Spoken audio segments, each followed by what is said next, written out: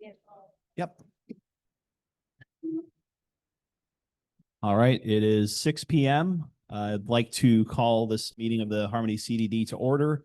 Can I get a sound check on Zoom real quick? You guys hear us okay?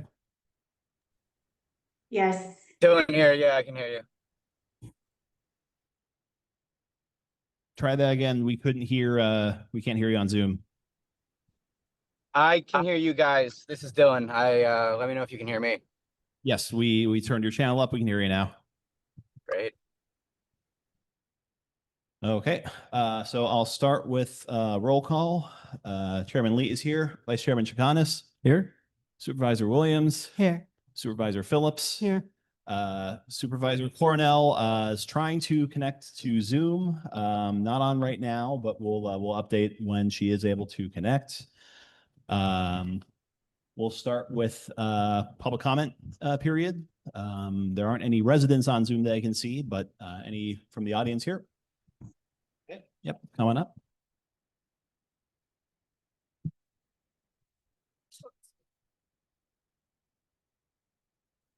Can you hear me? I good? Okay, good. Okay, I'm Debbie Fuentes, 7450 Oakmark Road. First of all, welcome to the new management company. Thank you. Nice meeting you. Second of all, I'm going to be quick. I just had a question about the people in charge of the aquatics in terms of the water in our ponds. I think that our ponds and the lakes are getting infiltrated with a lot of weeds. And I think they did something last year. I'm just not sure if it needs to be redone. The weeds are becoming so tall, it's unbearable. And obviously they're the only ones that can go into the water to take care of it. So I think that has to be reviewed again, and most likely not just South Lakes. I'm also speaking for East Lake and well, North Lake, not included in this, I think. But other than that, I had a question about the signs on 192, these huge bulletin board signs that look horrible, announcing the lakes and sales of the lakes. And one side of them is spray painted black. And I'm wondering why they're still there. They look horrible, as well as the sign that's on the east side of 192 that's had a QR code for the tavern, which has not been here for a very long time. Wondering if that's a responsibility of the CDD or the town, because it's also an eyesore as you're approaching Harmony. I'll let you guys know Brittany is on the line. And I think that's all I had for today. Thank you so much.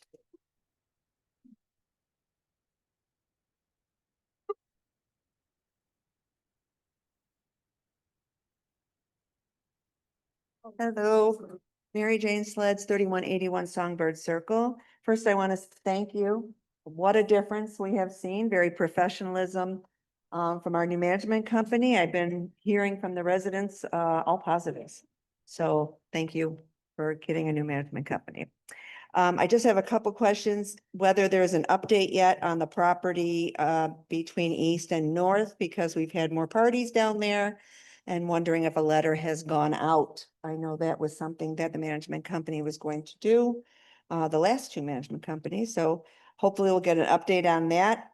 I'm happy to see that there's a parking ordinance discussion today. And the only other question I have, and I'm not sure it's something CDD can do, but with the restaurant parking this way, there is no striped areas, so you cannot see around all the cars. You know how like, I think where you live, there's striped areas before the street and after, so you can see the people coming. You cannot see that way or this way when you're pulling. So I don't know if CDD can do, but it is a safety concern. Thank you.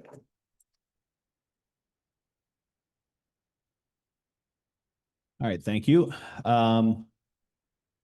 Let's see, real quick, we have a consideration of the meeting minutes. Oh, sorry, we have, sorry, Daniel. It's all right. I apologize. Come on up. It's okay. It's okay. This is Dan Hack, Primrose Willow. Just like to say thank you very much for getting that information back to us so we could have our garden, annual garden sign up. It went really well. Having the paperwork is certainly a good thing. Berman has been doing a lot of good for us out there, moving dirt around, getting mulch into the garden. That's really great. And along with United, who is going to be helping us in the future to get more dirt and more mulch in there, actually bringing it to the garden as they work the tree line and all that. So a lot of that will work out good for us. Just a couple of concerns, and I brought it already up to Berman. The water could go down out at the garden at any time if we don't get the contactor fixed right away.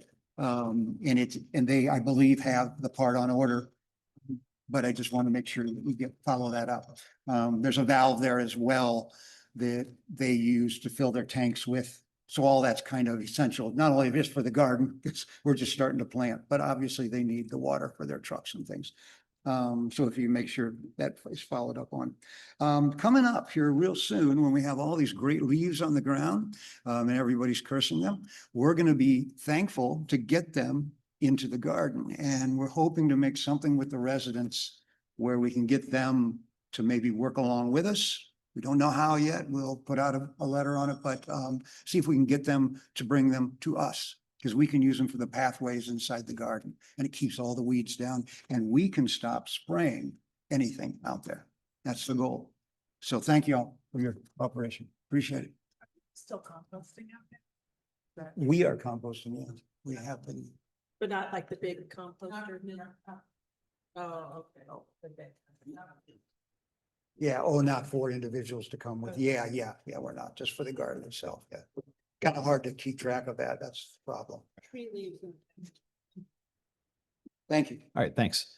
Any other audience comments? Oh, real quick, this contactor part, Lynn, are we aware of what needs to happen there, or this water contactor part that okay. Do we know Nick, do we know about this part that needs to happen for the water in the garden? The contactor part that Dan just brought up? Has anybody been notified about this part? Okay, I just want to make sure we're okay. Okay. All right, thank you. All right, so I will, this worked really well last time. I'll go ahead and turn over the meeting to our district manager. Thank you. So first up, we have the meeting minutes of the August 7th, 2025 Board of Supervisor meeting minutes. Any comments, questions, or edits to the minutes? Move to approve. Second. All those in favor say aye. Aye. Any opposed? Motion carries.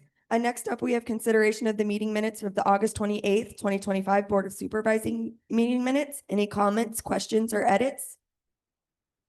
Move to approve. Second. All those in favor say aye. Aye. Any opposed? Motion carries. Next up, we have an update on the delayed bond refunding. Dylan? Hi, can you guys hear me? Yes.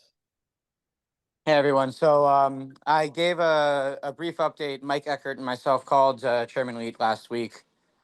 The rundown, the long and the short of it really is that unfortunately the records that were kept by Infomark were really not in good shape.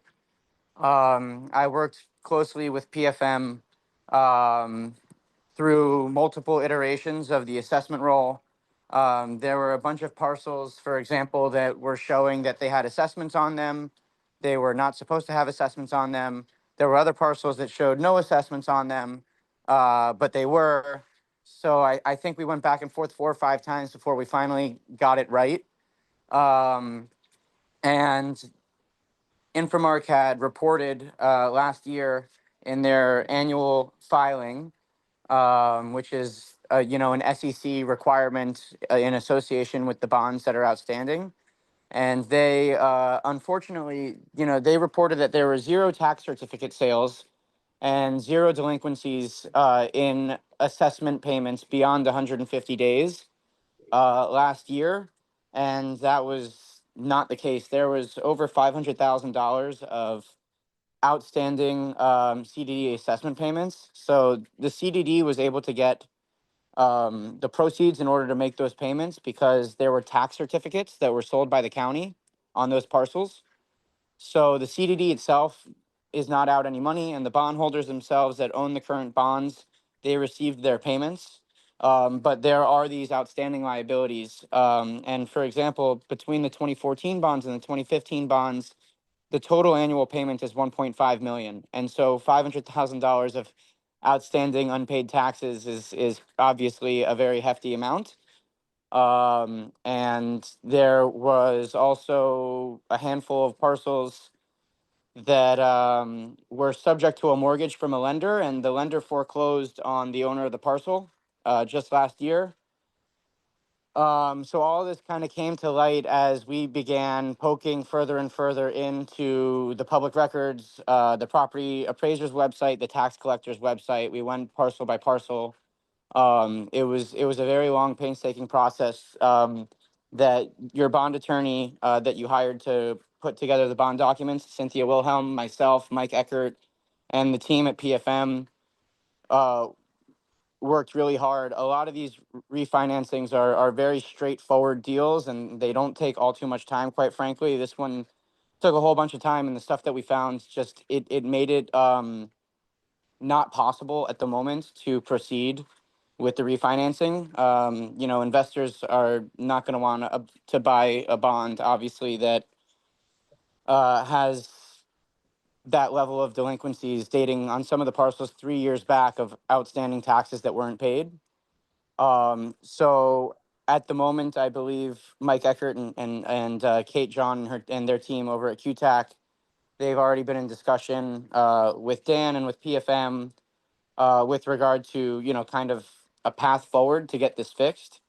It's not to say that this can't happen eventually, but at the moment, it's not really a good time for this to be happening. And I did mention this to Dan on the call, and it sounds like a lot of the residents and the people who just spoke briefly at the beginning of the meeting have already experienced this, but I wanted to reiterate what a phenomenal job that PFM did and how great they were to work with. I think you guys did a great job in hiring them. They've been super helpful, super professional, and everything has been really amazing to work with them. So, we're going to keep an eye on it. We're going to get updates from PFM and from QTAC Rock as kind of things progress here. And we can revisit this in the future. Hopefully, rates might even be better in the future. I'm sure the vice chairman may be happy that this isn't happening now and it might happen in the future. But it was a pleasure to work for you guys, and hopefully we can make it work in, sometime in the not so distant future. Thank you. Thank you, Dylan. So the board members have any questions for Dylan while he's on the line? He summarized it pretty well. Yeah, no questions here. Thanks for explaining that to us. The email that Mike sent out was it was clear, but it's good to hear all the details from you. So thanks again, Dylan. Yeah, my pleasure. Thank you guys for your time, and hopefully we get it done soon. Have a great one, everyone. Bye. Thank you, Dylan. Thanks, Dylan. No further questions of the board? All right, we'll move on to the bond related filings related to the tax certificate. Kate, are you handling this item? Hi, everybody. Kate John here, filling in for Mike. So my understanding is, and if I misspeak, Lynn, just let me know. But I think the corrections to the bond related filings related to the tax certificates, I think, is that something that PFM is working on? So I know I had signed something that was basically like a retraction of the offer. That was from your bond counsel, but we are working on getting your disclosures updated. So we are working through all those items. Okay. So as far as any discussion that needs to happen here, it's just. No, I think we just wanted to provide you an update that we are working through it, trying to figure out what's going on and getting it corrected. Okay. All right. Thank you. All right. And next up, we have a discussion regarding the deposits for the pavilion and boat rentals. So this evening I was handed about 1,000 checks, and they either don't have dates, they're from 2021, and they're supposed to be live checks. That is highly not good. It's, Eckert's take is if we're receiving a check for deposit, we're depositing it into a bank account. His opinion is that the turnaround time for the boat rentals and the pavilions, that we probably shouldn't be collecting deposits. And either maybe having QTech Rock come up with a liability form that they have to sign when they arrive, that if something goes wrong, we will hold them liable for damages. But the checks being live and on site is not, PFM is not a fan of that, nor is your district council. So we're looking to the board for your direction on how you guys would like us to handle this. Yeah, so I'll play the card of it was done that way because it was always done that way. And I'm sure when it started, 20, maybe that long years ago, it was a much smaller community and maybe that made sense at the time. I would just, if I would look at other districts for guidance, that there's other facilities that get used. I know the boats are fairly unique here, but if the liability form is, because I mean, most of the times people don't cause damage when they use them. Having a liability form that's still signed would still have the legal weight of I should be on good behavior using this public amenity. So that sounds good to me. I don't know how the rest of the board feels about that. What would be the alternative for a deposit versus a check that's just floating? Well, they would have to get it to us in time to make sure it's cashed and cleared, and then we have to turn around if nothing happens and reissue. Could there be like a credit card transaction? I don't. No, No. Okay. I looked. Because I mean, that's how when you rent a boat, you have a deposit that's on your card. Once you return it, it clears, right? So you have that hold for any damages that you're liable for. If that's not something we can look into, then I guess maybe the liability form. I mean, we can do the deposits. That just means people aren't going to be able to do rentals in the same week, same day, and that takes away the amenity. Yeah, I that you don't like guys- that. The pavilion, Jonathan has stated that multiple people have rented, they've cleaned up, he hasn't seen anything. So we are basically taking money and then turning around. So it'd be like a waiver basically, that it would be good for a year. Then after that, you'd have to re-sign it or something like that. I mean, I guess I'm kind of asking legal what that looks like, but I don't want to have people that are like, oh, I want to rent the boat in 2 days. I can't because it's a week out or whatever that scenario is. Liability form would be just as much as someone giving a live check and us holding it on. We don't know if it's even cashable, if it's good, if the funds are in there, and is 250 going to cover damage if they damage a boat? Right. Probably not. And I don't know the history, but have we had anything serious happen in the last 5 years? Yeah. With the boats? Oh, yeah. And Yeah, have we people- collected? Yes, we have. People get fishing line, cotton motors, things like that. So we definitely still want to have a way to collect.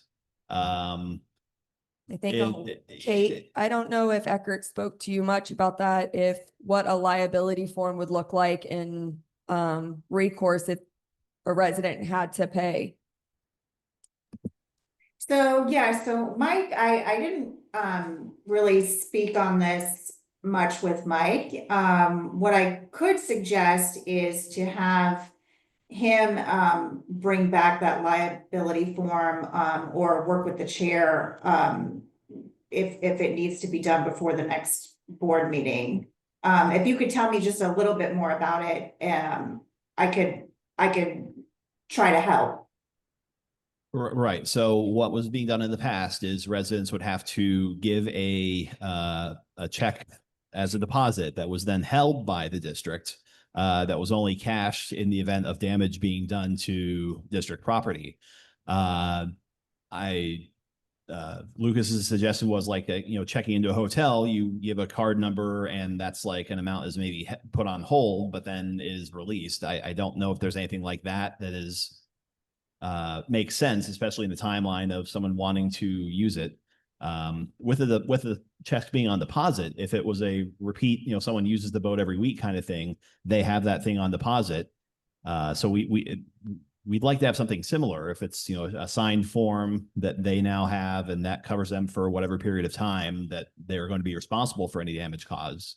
I think that's what we're we'd like to find a balance of not inconveniencing people so much that it's impossible to use this stuff, but still protecting Right. property. So, and is it something, and this might be a question for Lynn as well, is it a matter of not wanting to hold people's, private financial information? Like, for instance, like bank account numbers, things like that. Well, they were keeping them on site and Mike's, his preference is if we're taking a check, we're cashing it and depositing it, not holding on to it for if and when something happens. So these checks don't have dates on them and they're Okay. sitting on site. PFM from the financial standpoint is definitely not okay with funds sitting openly on site. Yeah, well, and I don't wanna step on Mike's toes, and since he has more historical background here, I probably would say maybe when he gets back to discuss a little bit more with him on that. I will say that, having some sort of liability waiver and form, that's something that we could definitely come up with and send over to you relatively soon. Okay, because we don't want to interrupt residents being able to use stuff, but right now, we're short of, continuing to rely on this box of checks from who knows when. Yeah, I think that unless the rest of the board has any other comments, I think the direction would be to have council come up with some kind of form that we can use for residents to sign and have some legal weight to them providing compensation if they cause damage to a property. I've been, is that working? Yeah. I've been trying to find out if, the boating classes, the safety classes are being held. Are they being held? On Tuesdays? Okay. So, and do you make sure that a person has done the boating class before they're allowed to take a boat out as we did before? Okay. So, Yeah, she's on. I think that we have a little coverage because the people have taken the class. I mean, it's not perfect, but the other thing you do is just have people bring a check when they take the boat and hand it to the guy. And when they come back, if the boat's okay, he hands it back to them. I mean, and that you guys can come up with that, but that's still not bringing you guys any peace. I mean, that's a check. If they leave and they say, avoid this Yeah, check right yeah. now, you guys are not. Well, then the other thing that I would like to know is can we put a lien against their house if they ruin the boat? Because that would protect us right there and we wouldn't have to bother with the deposit.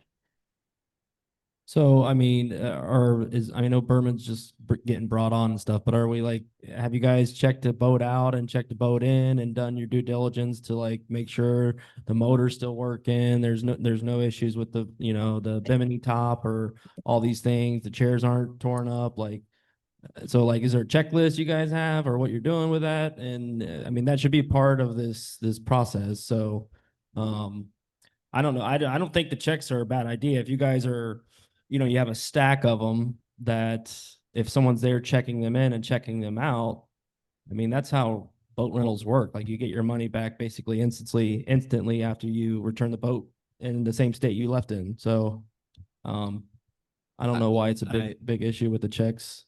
I guess the issue is there's risk associated with that. If the check is, until it's been cashed, we don't have any guarantee that it has the value that's written on it. We are, it's potentially creating more paperwork for the accounting of that. Like we took this money from this resident and now we're refunding it. Just doing it kind of ad hoc at, on the, at the dock as they come and go, that is risky as well. There's, I mean, it's a $250 deposit. Is that correct? So, I mean, at that point, I mean, you're not going to ask a resident to put $1,000 deposit on a boat, which the boats have been donated to us. I mean, we didn't buy them, though they've been donated from other people for the lakes and stuff. So we bought boats for sure. Well, some of them, but not all of them, right?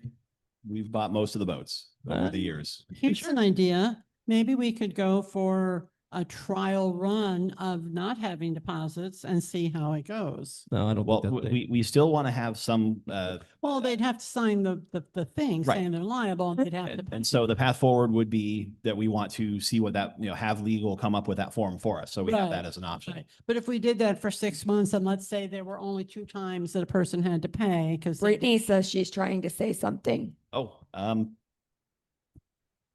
Kate is on Zoom as well, and we're able to hear her. Oh. Oh, No, I wasn't trying to say anything. I was Yeah, just we're- listening. Brittany's on Zoom as well, and we're trying to, it says I can ask her to unmute. Give me, she's dialed in on her phone. Give me just a second. You have to press a Can you button on guys your- hear me now? Hey, there you are. Can you guys hear me? Yes. Hi. Okay.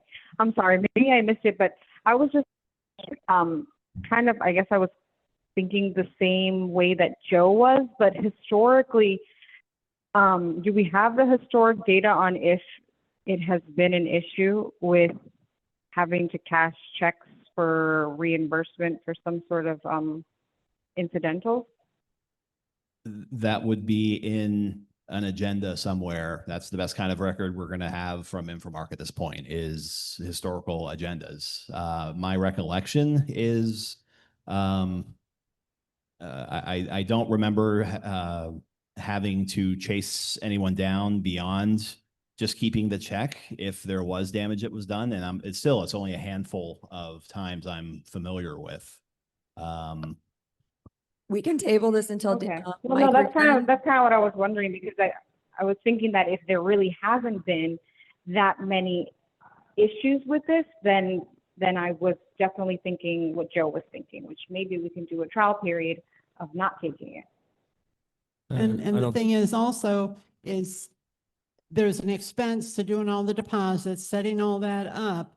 And if it only saves us $100 at the end of the year and we spent $2,000 setting that up, maybe we should just make it easy for everybody and trust that our community will do their due diligence. And if they make a mistake and there's a repair that's needed because of them, that they'll pay up. No, I don't think. We need to have a form with some kind of legal Right. backing to it. But they can do that when they take the boating safety class and they wouldn't have to fill it out each time they go No, out. that's a Correct. separate. And this whole discussion is to ask council to give us that form that we can then use. All right, so how about we make a motion to get a form generated by Mike, council, and then we can table this. I'll second that. Do we have any other further Is discussion? that- Are you talking I'm about wondering, not- is that something that has to go through legal, that we have to pay for legal hours, or is that something that the district management can maybe put together for us?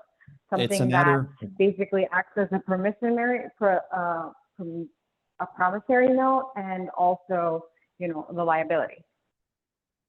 I don't imagine it's going to take a lot of council's time. This is, Kate's comment was that they could come up with something very quickly. I think were her words. This is not, we're not inventing the wheel here. This is It's a something. standard- that's- standard. Boilerplate. Yeah. So, but I strongly disagree with not having a form, some kind of protection for Yeah. public property. Yeah, we have to So- protect ourselves. Well, no, I don't think anybody's disagreeing with that. I think we all knew. I was just wondering if we need legal to put it together or if the management company, but either way. Lynn is shaking her head. I am not writing a legal form. I'm leaving that up to council. Okay. Any Okay. other discussion on Then the that's that. motion? Well, you kind of lost me then. Are you talking about a legal form and having a deposit or a legal No, form and not The having? legal a deposit? form would replace the deposit. So we'd have the legal form. But it'd have some monetary value in there, probably, right? That would say. Well, I'll work with Oh, council. all right. Well, I didn't catch that earlier that you said there was going to be no deposit. All right. Okay, yeah, this is to replace the idea of handing a deposit that then sits in a box or has to be deposited and refunded. All that paperwork is replaced by having a form with some legal backing to it that residents agree to. So I have a motion by Lucas, a second by Dan. All those in favor say aye. Aye. Any opposed? Motion carries. Next up, we have status of the RV lot discussion with the county. Unfortunately, our district engineer got tied up with other things and asked that we table this to the next meeting. Following that, we have the draft ordinance regarding parking in the public right of ways. We received some and we sent it out to the board. Parking in or blocking the marked bicycle lane is prohibited was one that we haven't heard. So I don't know if anyone, I did not receive anything from the board of any final thoughts or a map. Any comments from the board or? I'm in favor of proceeding. The bike lane, comment is, definitely a good addition. Do we have any other thoughts on the board? Just hurry up and get it to the city. Oh, yeah, Mike, sorry. Yeah. No, let's just hurry up and get it to the city council so we can get our street cleaned up. Okay, Kate, was there any other, I know there's still some comments that were on the version that's in our agenda. Was there any other, I guess, clarification you need from us before proceeding with sending it to the county, finalizing it, and then sending it to the county? What's needed from us? All it says in here is an Yeah. alternative map is a list of the streets or segments of the streets we need if we're not going to do a map. That's exactly right.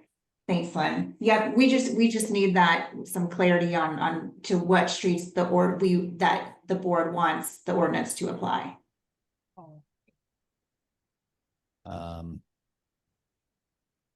Well, there's the main boulevards. That's, I mean, the Five Oaks and the lakes, half of Five Oaks, that's the biggest issue right now. I know there are at times other issues in other places. How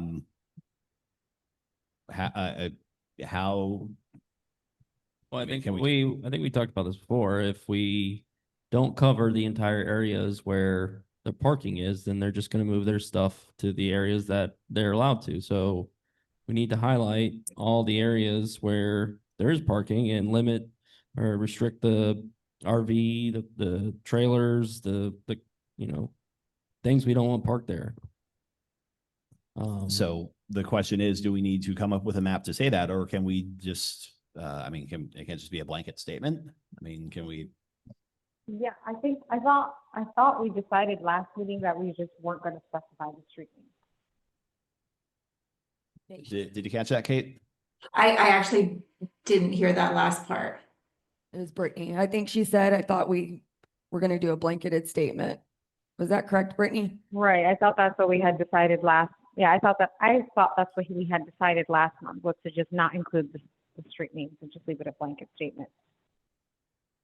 Is that acceptable? I mean, I think so. Actually, just let me think about that for a minute.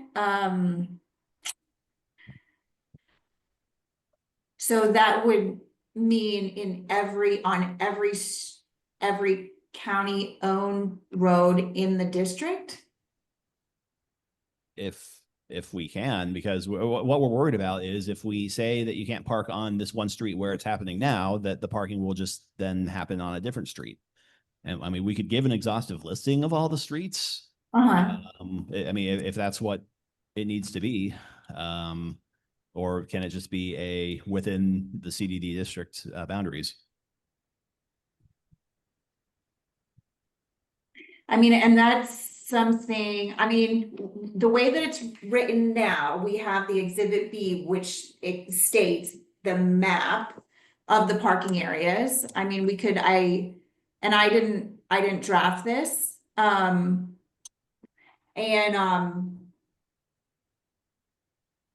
Would it be difficult to get a map of the district and just highlight, just mark up all the county owned roads? It wouldn't. I know our engineer is currently working on an updated map for Follow up with management. it. I mean, that would require the least additional work from council, because I mean, this does look good overall. And if we just need to give a map, and that map is exhaustive and shows all the main streets and side streets and covers us that way, then that has the same effect. So a map from the district engineer covering all county owned roads within the district boundary. Yeah. Yes.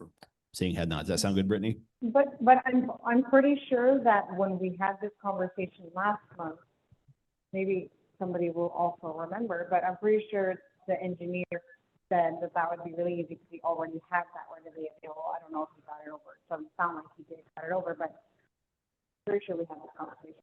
I don't know if you're on a speakerphone, Brittany. Yeah, it sounded like you said that the engineer said that that should be easy to come up with. Is that about what you said? Yes, that is. I believe that, I mean, I don't know if anybody else remembers, but I'm pretty sure last meeting he said that that map was easy for him to put together. He already had all that data.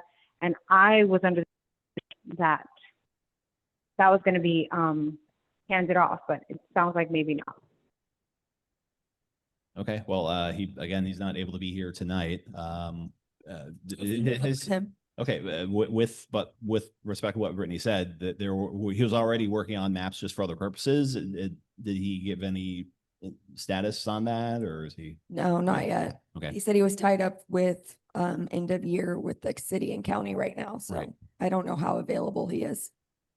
Yeah, end of fiscal year. He did say in his email that he'd hoped maybe without driving here, he'd have some extra time to work on stuff, but I haven't seen anything else come in from him. So that's, but as far as the parking ordinance, it sounds like we have something that's ready to go. We just need to add this map that has an exhaustive, streets marked where we don't want people parking RVs and stuff. And then we're ready to send it to the county. Is that Yep, I'll follow up with him after the meeting. okay? Do we need to take a motion on that, or? I don't think so. I mean, and I'll send it to you guys before I send it over to council to finalize it and at least look for the chair and vice chair to sign off on it. Okay. All right. Next up, we have the district's financials. No action is required, but we have Verona here, your district accountant, who can answer any questions. As a reminder, this is the last month of the fiscal year, and we have 60 days after September 30th to incur any 2025 expenses. So beginning October 1st will be a new fiscal year. Okay. As it stands of picking up everything from Inframark, I don't understand. We've had other issues with things either not being transferred smoothly or having things not being documented. Any red flags, alarm bells, have you gone through the financials of stuff, whether it's, just something over or underspent more than we thought? Or what's your sense as you're coming into our budget situation? At this moment in time, the numbers are, I'm unable to track the numbers properly.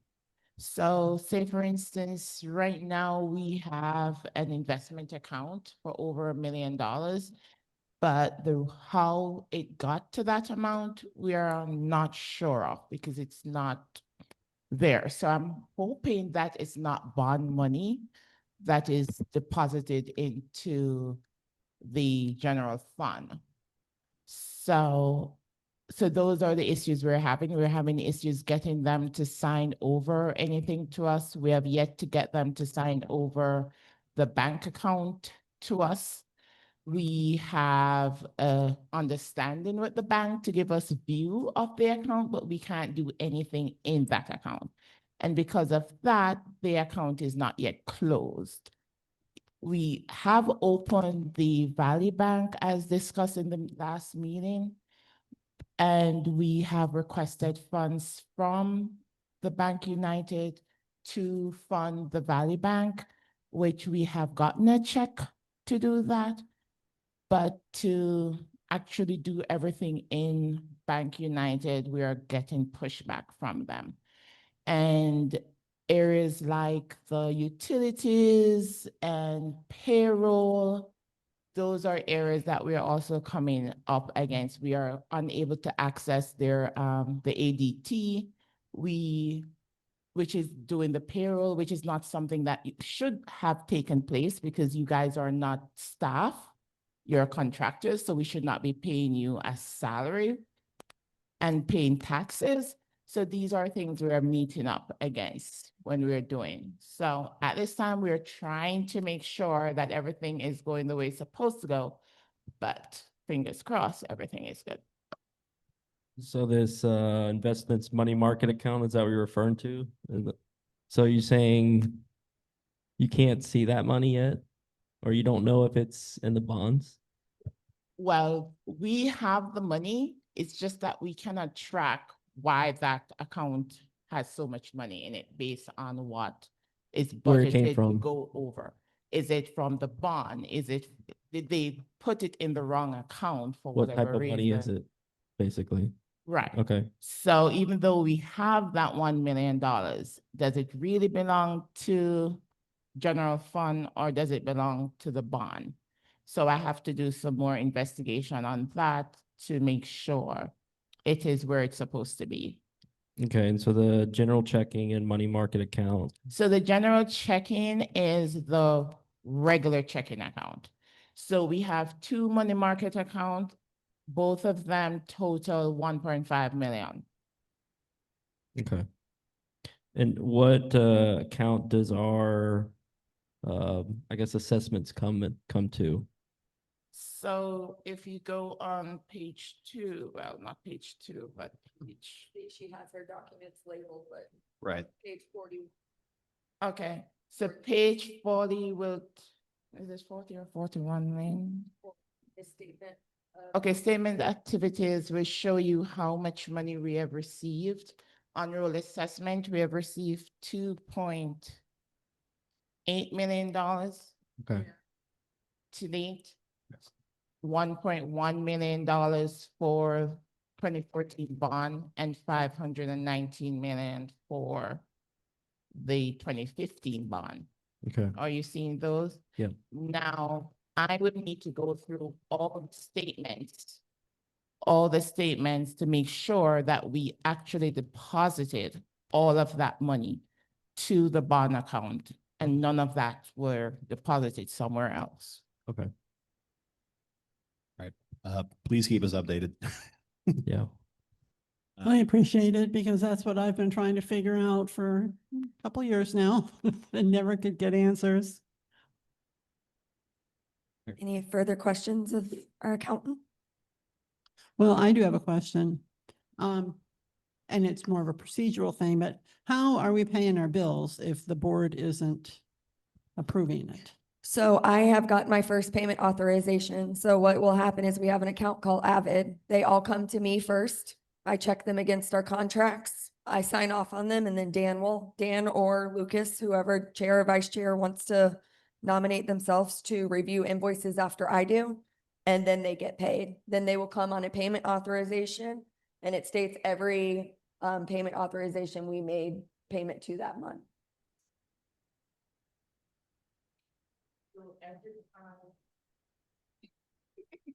Sorry. So once we go through Avid to pay anything, it's approved by the chair, vice chair.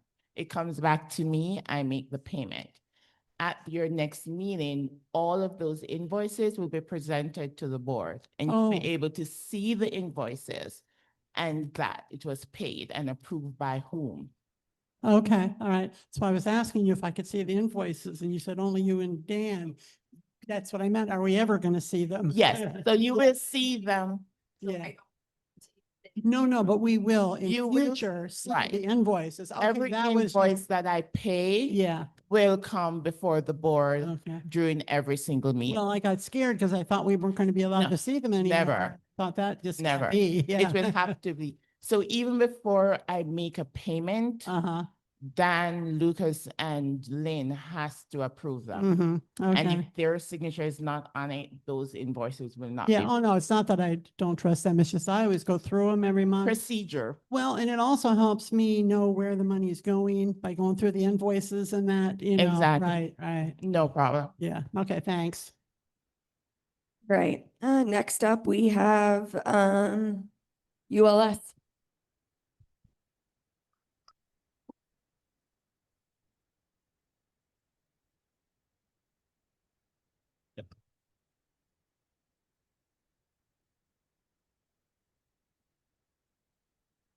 There's a gray button on bottom. There you go.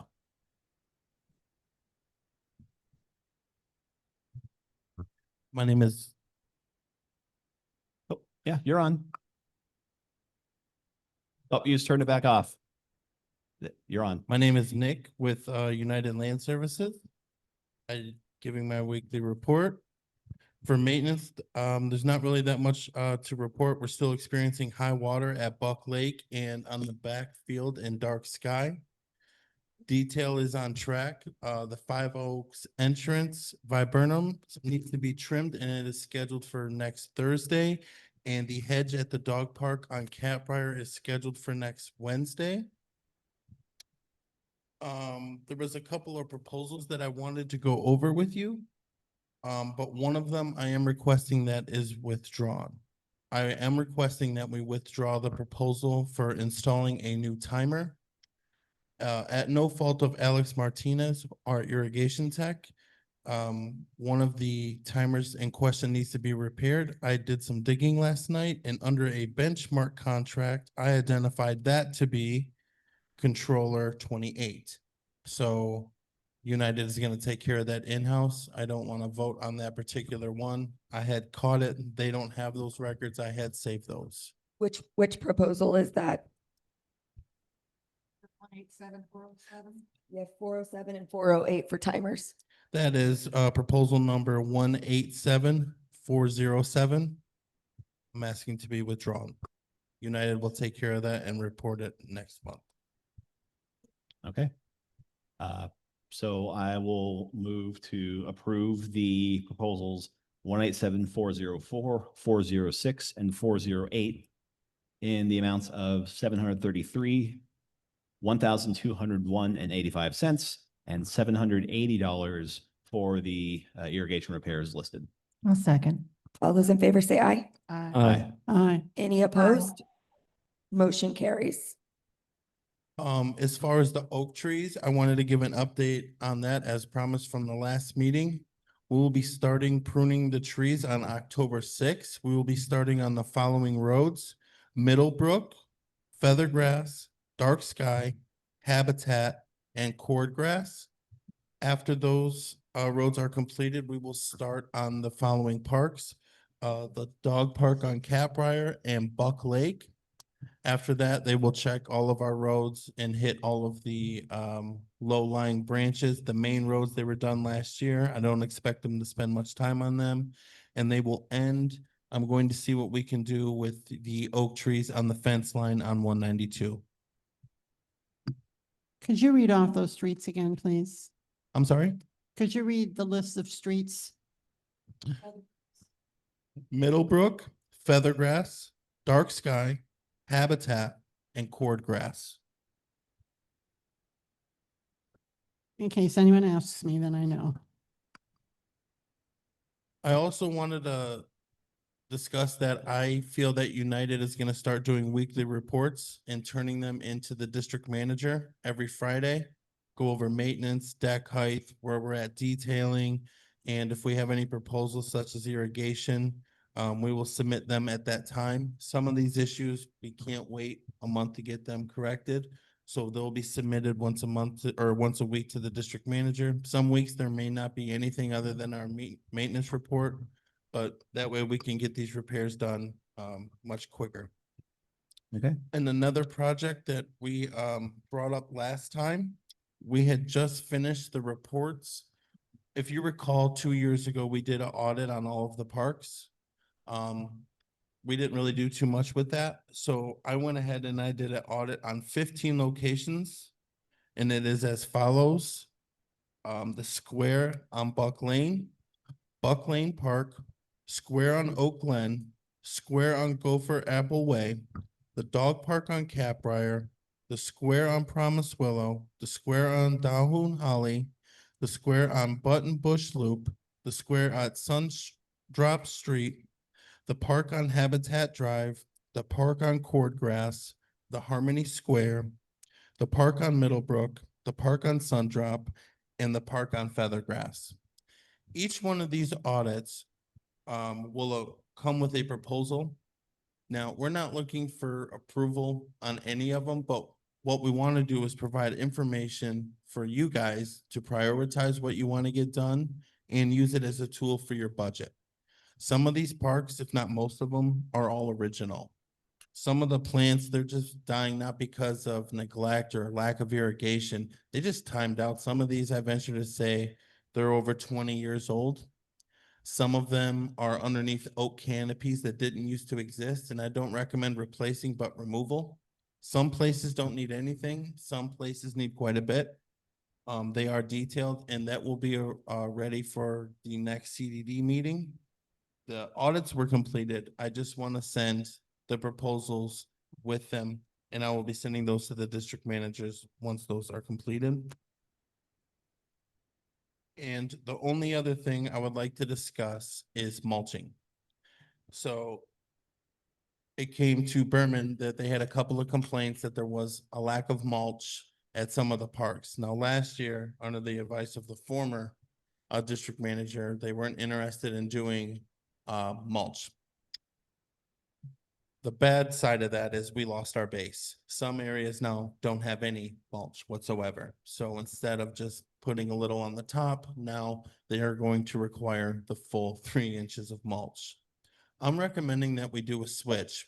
We do away with the pine bark and we go with a dyed hardwood, which Berman also agrees with that. Doesn't float as much, lasts a little bit longer. I recommend cocoa brown, so it'll still, look good. But because the last time we did it, we did 1,300 yards. That's not gonna cut it, and I know that's what's budgeted for. What I'm asking for, will the board mind if we take out of some of the pine straw budget? Because the areas that need pine straw don't need it. I inspected the berm down on Five Oaks and over here by the tunnel. There's plenty. I think that we can get the job done, but we would need to kind of go into that budget to get it done. I'm projecting between 1,500 and 1,700 yards to complete this.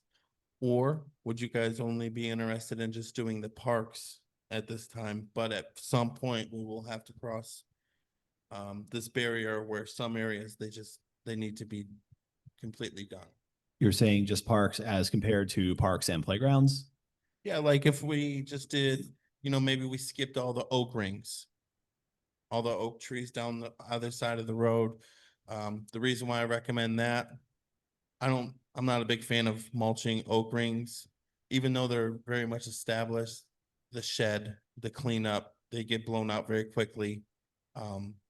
So I feel like if we focused and we did all the parks and squares and common areas, maybe we can keep it around 1,300 and stay within the budget. But last year, I know it sounded good at the time to the former management company because they wanted to focus on fixing some of the parks. However, losing the base, it does come with a cost. And we just wanted to inform you guys of that before we proposed it in time for next month's CDD meeting. Yeah, understood. Yeah, I think that'll be good. I like to switch up to different mulching and make it look different, newer. With the pine straw budget, if we were to take that away and add it to this mulch budget, would you be able to cover all the playgrounds and parks? I believe we would, yeah. We just wouldn't do anything with the pine straw this year. Okay. And then next year, when we only have to do, just top dress it. After speaking with Berman, they want to see this every year. So then we can put back on and do the pine straw next year, and it won't be a noticeable hit to the budget or to the flower beds. Yeah. Because we do have some pine trees that do shed and it does feed itself, so to speak. Right. So it's a lesser of a wound. Can I ask one thing? I'm sorry. Acoustics in here are hard and I can't understand the word you're using. You're saying pine straw? Pine needles, pine straw, I'm sorry. Okay. The pine needles there's 2 or 3 sections on the berm on the right-hand side on Five Oaks and the tunnel for the school. Those flower beds in that area are all pine needles. Okay, all right. I just wanted to make sure I was hearing right. Thank you. Yeah, I mean, we're kind of nodding in agreement here. That sounds like a good plan. Okay, so I will expect it to be around about 1,600, maybe 1,700 yards. And I'll have that prepared for you guys on the next CDD meeting, along with the audits that we did for the parks. And again, I'm not looking for approval on any of them, but I just want awareness, being proactive. Maybe there's only a couple that I would say are an emergency, and I will notate that with the district manager. And then the rest, I'll just leave it to you guys. Yeah, and Nick, your proposals are very detailed, but just make sure we get enough pictures on those parks. That need a lot of TLC with whether it's the bushes or the grass for all those audits you guys are gonna do. So in the audit, every issue that I identified comes with a picture. Okay. So if I, for example, if the Cheffalera needs to be replaced, you're gonna see a picture of empty space or dead Cheffalera. Mhm. Same with the sod, like on Feathers grass. I get it. I mean, the kids like to play, but if we stay on top of these things, we're not gonna have to do 10 pallets. Maybe it's just 2. Right. And on a side note, I will say earlier in the year, we did replace the verge with Bahia. I just inspected it their first week back at school, and after a whole summer of play, there was 0 thin spots in that. Whereas the St. Augustine took a big hit. So when I do propose those parks that I know are playgrounds, we will propose for Bahia, considering how strong that it took in dealing with, you know, Toho's water restrictions. It can take a hit there as well because those roots dive much deeper. And in sandy conditions, which is what we are seeing, especially on Middlebrook and Feathergrass. Mhm. They look awful, even with a running system. The seating didn't take because we can't keep everybody off the playgrounds that long. Kids are gonna be kids. My son plays over there as well. So I think the Bahia sod, and I will add, I will also try and do a proposal adding all the sod combined and seeing if we can't get a lower rate from our vendors. If we can just do the sod to see if they can't give us a better rate per square foot. So I'll try to give you guys as much options if that's something you guys want to do. Thank you. Any other questions for landscaper? Oh, thanks, Nick. Thank you, Nick. Thank you, Alright. Nick. You guys. Appreciate it. At this time, I'll turn it over to your field management team, Berman. Okay, I promised I want to talk, but I'm going to a little bit. One, I want to point out that Nick is being very humble. He told me what price they're locked into for mulch here, and you guys are getting a steal. That price is probably close to almost 8 years old, so it's basically at cost for them. So I think if that's what you're locked into, we should do as much as we can in your budget now before anybody wants to ask for an upgrade, but it definitely for $45 is a steal. I mean, 65 to 75 is the going rate right now, just so you guys know. So try to get him to do as much as he can. I'll go over DJ's report, basically kind of goes with Nick. I know they talked through some of these things.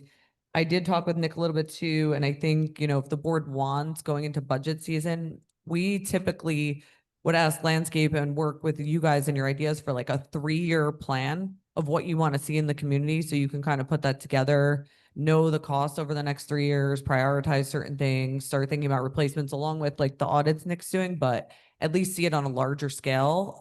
Just so you have, you know, and then you approve through it, work through it. We know where the funds are coming from. And I think it'd be good just to have, especially with an older community.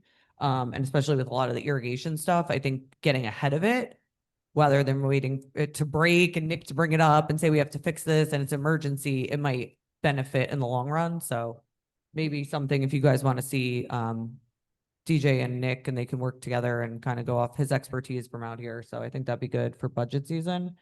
Also in here is, so they are pressure washing daily, weekly as part of their schedule. I know that is some sense of urgency. So as an option, we just gave that, you know, if you wanted to get the larger area done, we would bring in one of our larger trucks, 7 days, 56 hours.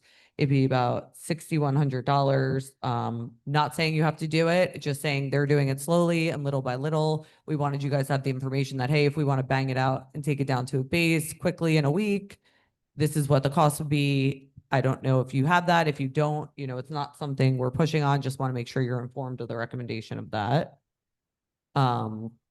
Also, they're working through some of the sidewalk grinding and repairs, so I'll let Jonathan touch on some of that. I don't see, Lynn, the list for the repairs for the vehicles in here. Okay, I'll get that over before the next one because we did do that. And then I'll let Jonathan go through the dog park and the other repairs and his update. Yeah, so far we're working on Clay Brick and Sebastian Ridge Lane. We're trying to get that area wrapped up since that's where you got the schools. Yep. Oh, yeah, that's where you have all your schools and, you know, the schools coming in and all that. So we're trying to get rid of all those trip hazards there. So we're almost about done with that area. And then we've also been working on some of the addresses that have come in, you know, through emails and stuff like that. As far as pressure washing, we've started over by Schoolhouse Road. We're working down Five Oaks up to Cat Briar. We're about wrapped up with that area. And we also started on by the lakes, working this way towards Harmony Square. Yeah. Could you guys, well, I guess next time, just for formatting, could you guys just give a map of where you guys have taken care of the pressure washing and what still kind of needs to be done so we can kind of track that progress? Okay. No worries.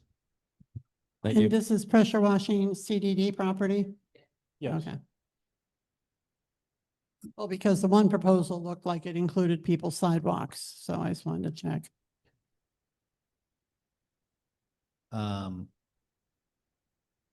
Yeah, hold on a second. So, and Lynn had to step away, but that's a good point. That map shows Five Oaks, but then that's Middlebrook, Feathergrass, right? I thought the sidewalks down there were not CDD property. Yeah, I believe that's correct. And our sidewalks in front of our houses. Sidewalks in front of people's residences are their responsibility to power wash. Yeah.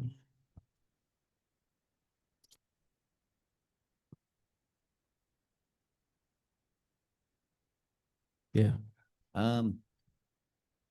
Might be a engineer question. Looking at the county property maps, it ends at the resident boundary ends at the sidewalk on Middlebrook Feathergrass. Mhm. So that would, Is that for that just for those roads? If you go, I like, believe so. So if I go like to my street over here, it's the property includes, it's all the way to the street. So, and I know this has been an issue in the past. We've been getting gypped for the last 6 years, Julie. No.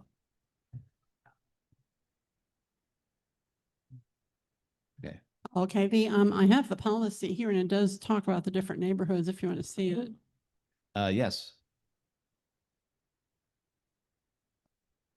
Okay. Let's see, sidewalks and alleyways.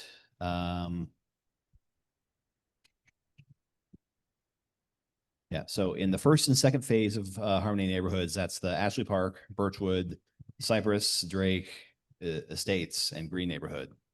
It says shared between homeowner and district. After that, so Dark Sky, that's where it says sidewalk maintenance is the responsibility of Road and Bridge Office of the county.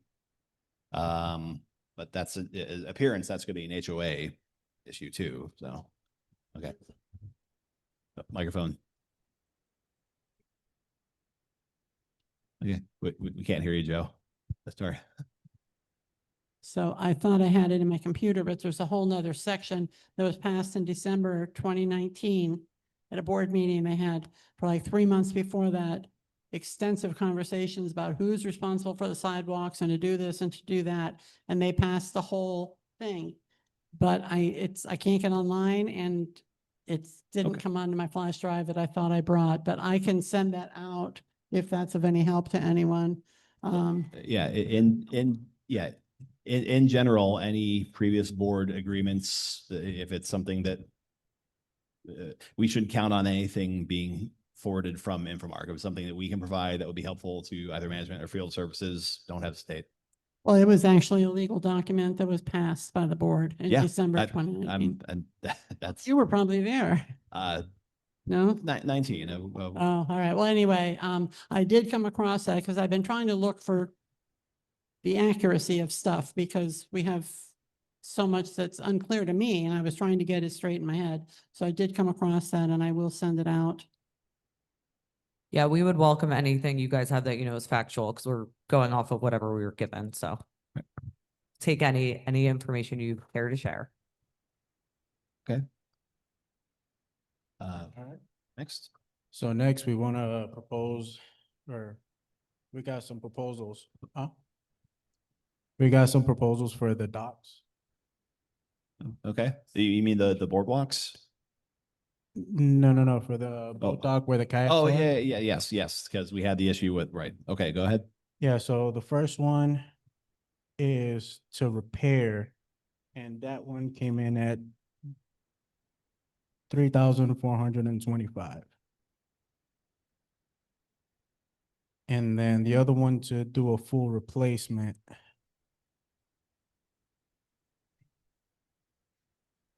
came in at 11,119. I do want to jump in here that the one for 3,000 is using the existing boards already. So the second proposal is still under the not to exceed, which was 13,000 in the previous meeting, and they're using completely new materials. So I just want to say that. That's Yeah, good. and they're okay signing the contract. Okay. I mean, so this is basically doing the thing that we tried to do with the previous vendor, and they had contract and payment issues and everything. This is to do the same thing for ultimately less. I will move to approve. Oh, yeah, go ahead. Yeah, I'm trying to be 90. Yep. Is that What are we discussing here? This I'm is sorry. these are the repairs to the boat dock. Oh, yeah. Okay. We all right. had something signed and agreed to, and they backed out from not wanting to agree to The contract terms. right. Yeah. We even relaxed the payment terms, and they still chose to walk. So this is to do the same thing for less than the amount we had already agreed to with that other vendor. So Okay. Has I guess legal looked over this contract? Is everything? well, they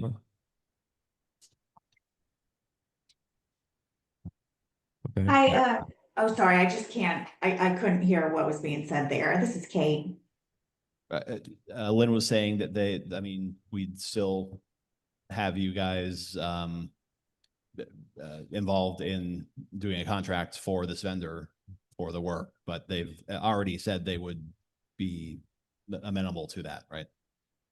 Okay, so I would move to approve the proposal from Rommel Builders to repair the boat dock of the hurricane damage in the amount of $11,119. I'll second that. Any other discussion? I'll just say, I think last time we had the discussion and we voted on it, I was nay. I was wanting to see what the, like how much these boats are actually used and what, and I remember, you know, obviously nobody else, I was the only nay. So I'm probably going to be nay here too. Okay. It was a little hard to understand you, Brittany. I don't know if, I guess your question Sorry, is. my reception is so bad. Yes, that sounds better. Well, I think last time we had this conversation, last time it went up for a vote, I had concerns with making the investment based on, you know, the usage and the ROI there. And I think that we had like landed, I mean, obviously we landed on it getting approved, but I had just wanted to see like how it tracks the numbers. So unless we have that today, then I'm probably going to just be voting no again. Okay, because as her question was the usage of the kayaks, canoes, everything that's specific to that portion being prepared. Now the maintenance boat is also kept on that side. Is that correct? Yes. Right. So it's not just a matter of having it useful for people that want to do paddling versus the motorboats, but We did receive a resident complaint this week asking why it's taking so long. Okay. Yeah, we're getting multiple on that. Okay. There's also a safety issue. Yeah, the safety issue too. Well, but, that's good. That's also good to know, like on my end, right? Because when I had gauged, it seemed like there was very little interest in that particular amenity. And so that was my hiccup with making the investment. Those funds I thought could be allocated somewhere where it made more sense. But if our management company and our maintenance company is telling me that in the short time that they've been here, Okay. they've gotten this deal with, yeah, that's good data for me to know. You trailed off a bit there, Brittany, but We got a motion in a second. right. And I will just say real quick that with the boat reservations, it's possible to get reports on how many are taken out each month. So that's something we can do in the future. So, So if there's no further discussion, all those in favor say aye. I, Any opposed? I'm Motion- opposed. Okay. Motion carries.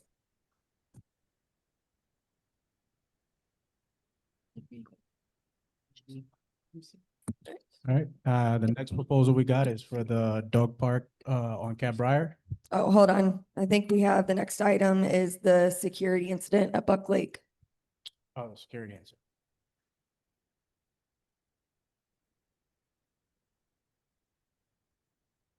Oh, you guys are out of order? well, no, hold on. We have to talk about it in the public, what happened. Okay. We don't. Right. But yep. About what we're going to do to prevent it and what measures we're going to take, our schedules, those things of that Right. nature. But we can make the public aware. Okay. Yes. Just on a mic. Yep. You can go back up to the dog park. I didn't realize it was before. Yeah, go ahead, back up to that. So dog park. All right, so the proposal that we have is, to replace 966 feet of chain link. And about, You gotta speak right into the mic. Sorry. and so we're replacing, a lot of the chain link on both parks. So this proposal is for both parks, not for just one. And that amount came in at 19,560. Yeah. That's for both? Yeah, it's for Big both and parks. little? Because there's a lot of spots where dogs are, escaping and just rotten, and so it's in bad shape.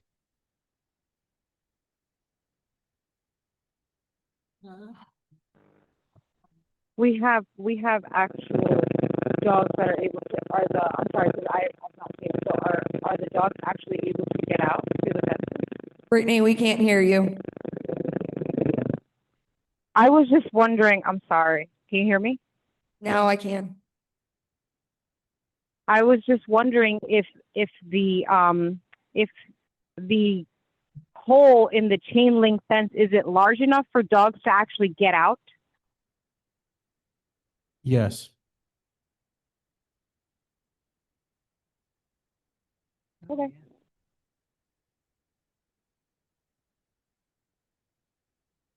Is there panels we can replace instead of, I mean, is the quote for the entire fence replacement, or is there certain areas that need replaced? So there's a lot of areas that really do need to be replaced. Right now, we got them repaired with chicken wire just to kind of mediate Okay. dogs getting out. But this proposal is to replace the entire gates for both the big and small dog park It's not replacing all of it, it's sections. sections. All right, 19,560 is pretty steep for fence replacement. I know it probably needs to be done. But my opinion is we need to really capture the areas that need fixing and try to piece this out a little bit better. Instead of just pulling the trigger on this. Well, and my thought is there are several other fencing companies in the area. I don't know if Berman has a preference with Losarasi. I know we as a district, I think they're the ones that we gave a deposit for doing the RV, and we waited around long enough and they ended up just keeping it. So there's a little bit of history there. At the very least, I'd like to maybe see some competing proposals. So I'm currently waiting on 2 more proposals. Okay, excellent. Yeah, that sounds good. Okay. Table. Yep. All right, so then next up, we have the discussion. Sorry, regarding- Len. Do you guys want to see, while those other two companies are coming in, what the difference in a full replacement versus this piece part is? Or do you not, you just want to see it with these sections? I just want to make sure we show you best options? I think it's good to see both of them. Okay. I mean, if we're gonna piecemeal this, then other things are gonna start to fail too. So, Yeah. Yep. It was on. See the information, make a decision. yeah. Okay, because he's saying the first one that came in for full replacement was about 25, so we can ask both companies then and get it all. All right, sounds good. All right, next up, we have the discussion regarding the security incident at Buck Lake restrooms. So if you'll just tell them what happened, we don't have to go into detail about our thoughts on how we can prevent these things. We'll do that in the shade meeting. So we came in and the Buck Lake restrooms were completely trashed. On the women's restroom, there was a cabinet that stored all the supplies and things like that in there. Door was completely broken off. All of the toilet paper taken off, thrown into the trees, thrown against the building wet against the building. Stuffed in the toilets, thrown all over the place. All of the materials and things were just thrown everywhere. The mirror was broken. The signs were broken. Yeah, just trash everywhere. So we'll leave that at that and see how. Well, I was just gonna tell you that, that cabinet, we used to have a cabinet out on the outside of the building. We moved it into the ladies' room because we thought it was safer there when we bought the new one. So, but that didn't help. Does that cabinet need to be replaced now? Yeah, there's no cabinet left. We had to take it out because it was completely broken. Is there any questions regarding the incident? Nope. Sorry, when was that? It was on Friday, the 19th. The report says Thursday, the 8th. Oh, sorry. And did it happen after hours? Do we know? It was discovered at 8 a.m. on Thursday. I'm sorry. The date events did Friday. What is it? On Thursday, September 18th, at approximately 8 a.m., routine inspection was conducted. But then up here, it says date of incident, Friday. Oh, okay. Okay, so it was over. And I did have, yeah, that's right. And then I had a question because it said that there were some witnesses that saw some 12-year-old perhaps that might have done it. Did they see that the night before or that morning? So the witness was a resident from here. He's usually around that area the night before. And he was driving by and he saw a couple of 12-year-olds just So it probably occurred at night. Yeah. Mhm. Okay. Okay. And it was during the rainstorm on Wednesday. Oh, All right, next up, we have a consideration of a proposal for the sculpture repair from Centerline Production. A resident by the name of Robert Casey reached out to me and said he had noticed that the log sculpture, apparently titled the Forest Primal by the artist on Catbrier in front of the dog park, has suffered some wear and deterioration. And he took it upon himself to reach out to the artist and get a quote. And he would like to see it repaired. That cost of that is $3,141. so I'd emailed you to ask if he should, because we had bids to fix the other two sculptures by the same artist. They were 27,000 and they were outrageous amounts, and so we didn't do it. And he was willing to approach the artist to do all three, but I asked you if you should do that or if he should do it. And I didn't want to step on toes. Well, if this is something you guys want to do, I don't want to reach out and have her requote all this work if we're not interested in proceeding. She wouldn't be requoting it because we couldn't find her. Oh, you guys couldn't? No, we I had thought you some, said you got a quote for 25. yeah, but it was some, Okay. Yeah, there's some other outdoor Okay. restoration Yeah, company that. and If so- you guys are interested, I could Oh, reach out to absolutely. her and ask her what she would do for all three of them All three of versus them. just. Yeah, because the other two are even worse than the one that Mr. Casey brought up. So we can table this and I can see if there's. Or we some- could, well, she's not gonna start the work till the spring anyway, it says, so. So I'll handle reaching back out to her and seeing about all three. I'll get all She three. could be aware of where they are. Again, I don't. have It's, that information. I think I sent the pictures in the email. Okay, I'll look It's at the them. big red, the kids playing in the, Okay. park here. And that's a replica of children playing in the barn back when this was a ranch. Okay. And then the other one is that, it's a roller, it's a seed roller, and it's got a bear, right? It's down the street a little bit. Yeah. I'll be glad to reach out to her. Yeah, she's. Could we reach out to the resident and let them know that we're definitely considering repairing this, but the artist doesn't want to do it till the spring months, so that's why. Oh, he knows. He knows. Oh, I just want to Yeah, make been in sure. touch He with him. personally sent it to me. No. So I'll be glad to find out. Okay. Just don't want them waiting and asking why. it's No, been I've been said. Been working with following them up on with it. Yeah. residents. Okay, great, So- thank you. All right, moving on, we have, so we have a meter request for 7365 Oaks Drive. Apparently this was requested from, we're gathering information, we're very unsure. It was requested on September 8th of 2021. But the installation failed due to the site conditions. The associated fee remained unpaid until the Infomark was contacted in May 2025. I guess they paid the $100 fee, so Toho went back out and tried to install the meter. I don't know what this meter is, and it failed again because, again, they can't find this site. Does anyone know what this is in regards to? And It I thought says, you were gonna tell us. well, it says dog park, that's all we have. right? So Is there no water there? Is there? the,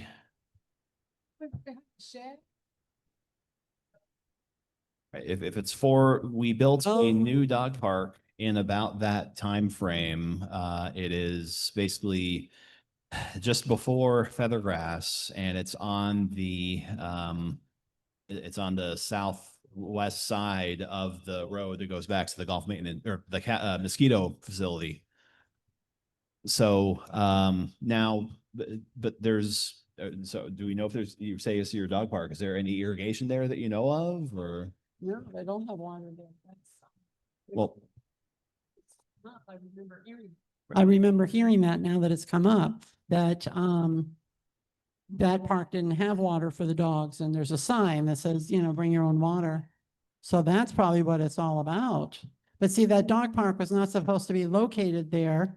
It was supposed to be where we're putting the community maintenance facility, but when the guys came to put up the fence for the dog park, they went to the wrong corner, and then nobody made them do it right. well, So you're learning a lot about Harmony. right. Well, the both of those parcels are CDD owned. Right. If 7360, I mean, that sounds like because I asked because there was another developer owned dog park a little before that on Five Oaks that would have had a meter that I believe they had removed because I won't get into That's it. the one that was closed the it down. horse barn? Yes. Yeah, yeah. So the only question would be to make sure it's talking about our property versus the one that was developer owned that was closed down. Yeah, I can show them on the map exactly which one, yeah. Is it? Yeah, I remember speaking with Toho Water, and they are saying that it's CDD property because me and Lynn were going back and forth with them, and they just kept on pushing it on us. So this has been a longstanding issue for like 4 or 5 years now. They have said that they will waive one fee, but the installation fee will still move forward. Right, but then the concern is, they don't know, what's the concern, I guess? They said they weren't able to get to it, or they weren't. Yeah, they can't find it, or it wasn't even installed actually. So Okay, I mean, if there's, we're asking for a meter to be installed.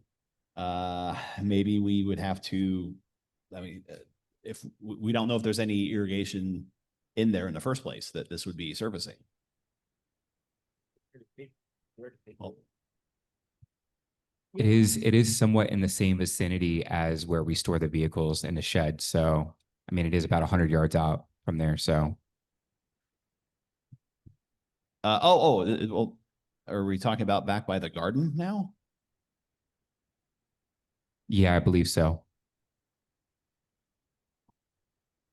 Okay, so it's yeah, because the bill it says dog park, and that makes me think it's right on Five Oaks itself versus away from the road down by the storage area. The other thing is we can't always go by the addresses on the meters because that's a big mess. I guess more so our question is, does anyone know if this is needed? We don't know if it has irrigations. Infomark is just paying it and then we get a fine.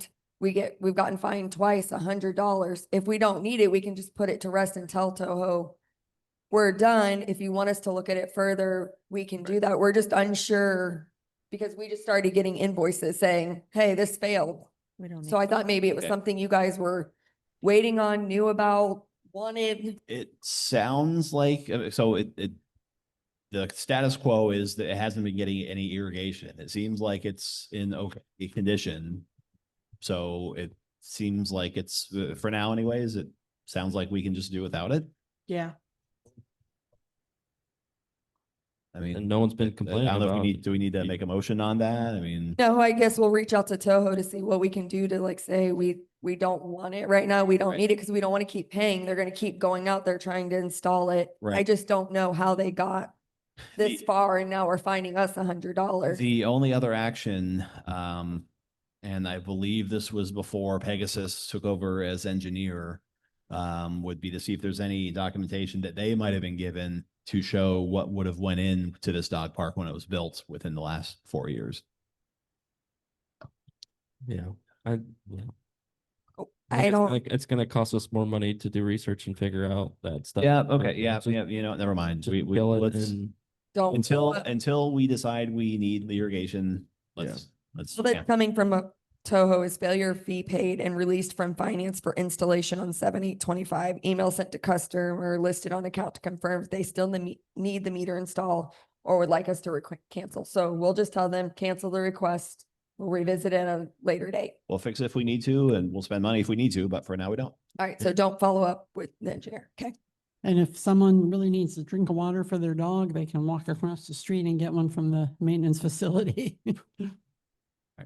Okay. You know, as I think there's gonna be water around there. All right, thank you guys. So next up, we have a discussion regarding the recurring vandalism to the gate at Buck Lake.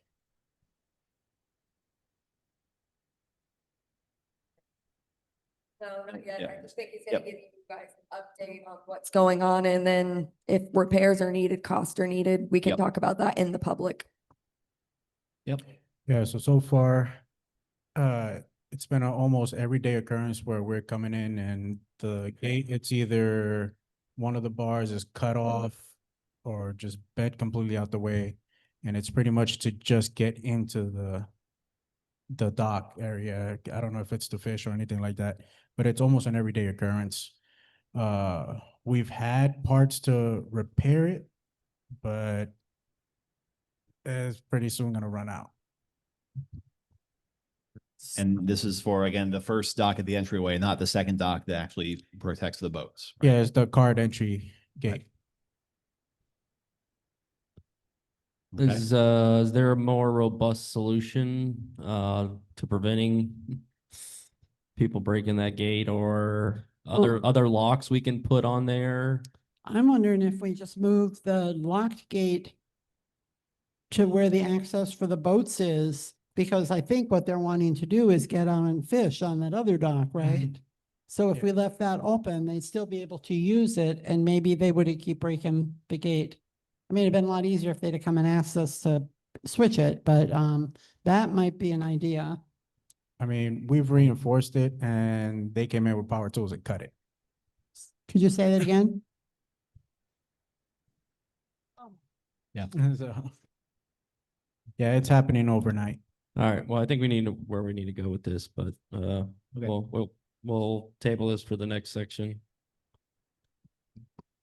All right, so no further discussion there. And then we just wanted to provide an update on the ownership of the light poles. I did let Mr. Shea know that we do not own the light poles. OUC owns the light poles. Okay. So we have closed that action item. Okay. All right, so I'm gonna go on to the security. Hold on. Did we want to, were there any other staff reports we wanted to do so we can finish everything else and then the security will just be the very last thing before we adjourn? I think the only other thing would be myself. I don't think district council, do you have any updates? I don't have any updates. I did just want to get a little bit of clarification though from the board regarding the liability waiver for the boat rentals, just to make sure I fully understand. You want that on the next meeting agenda, right? So that's something that the entire board can review and discuss.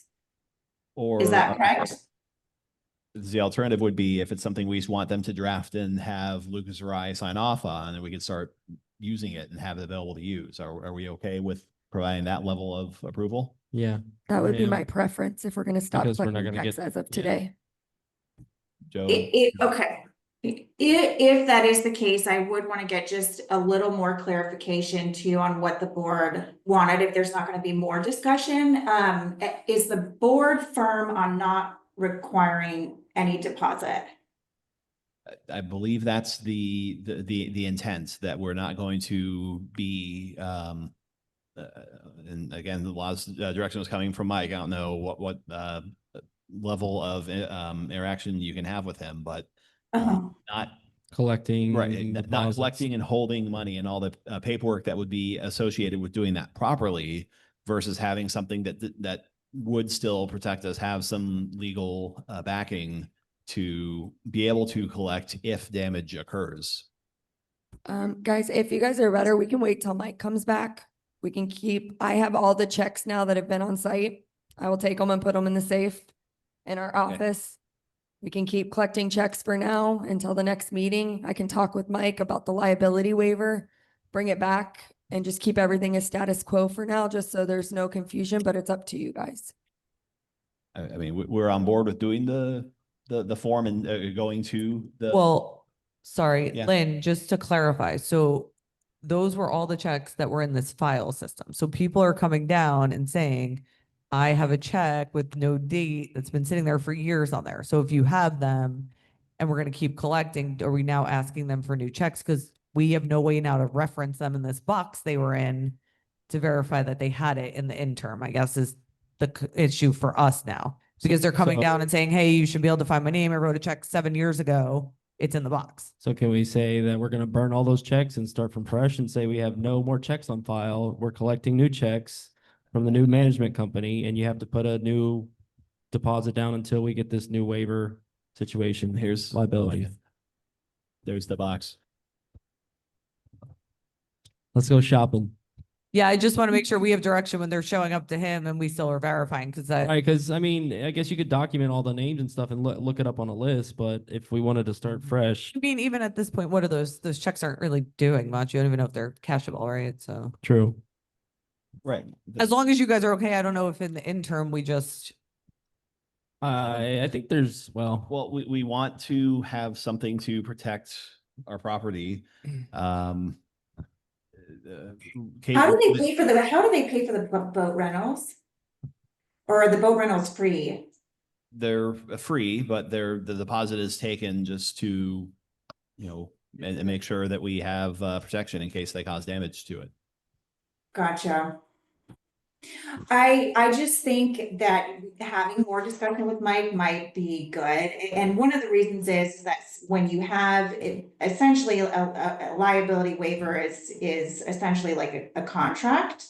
And so it's a little harder to enforce when there's no consideration, meaning if there's no money exchanged.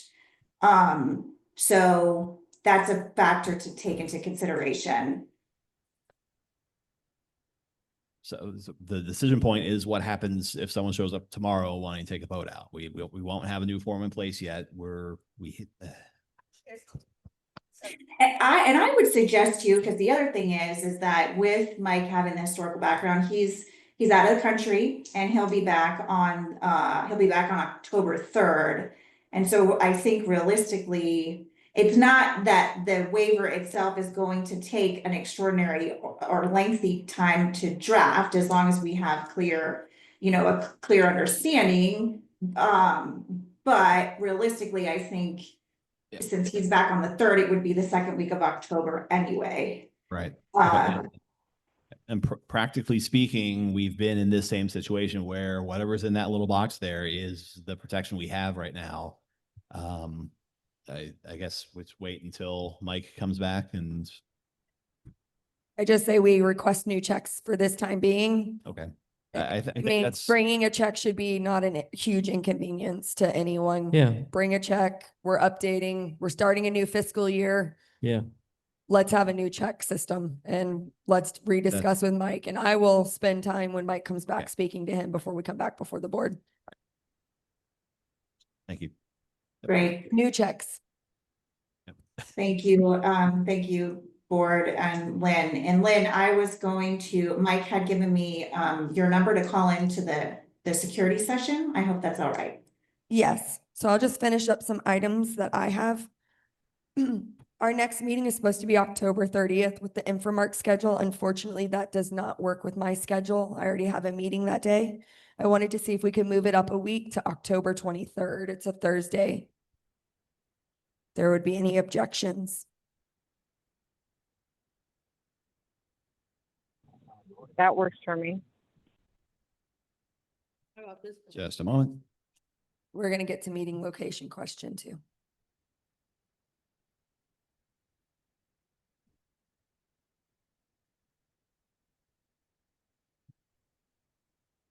I should be available.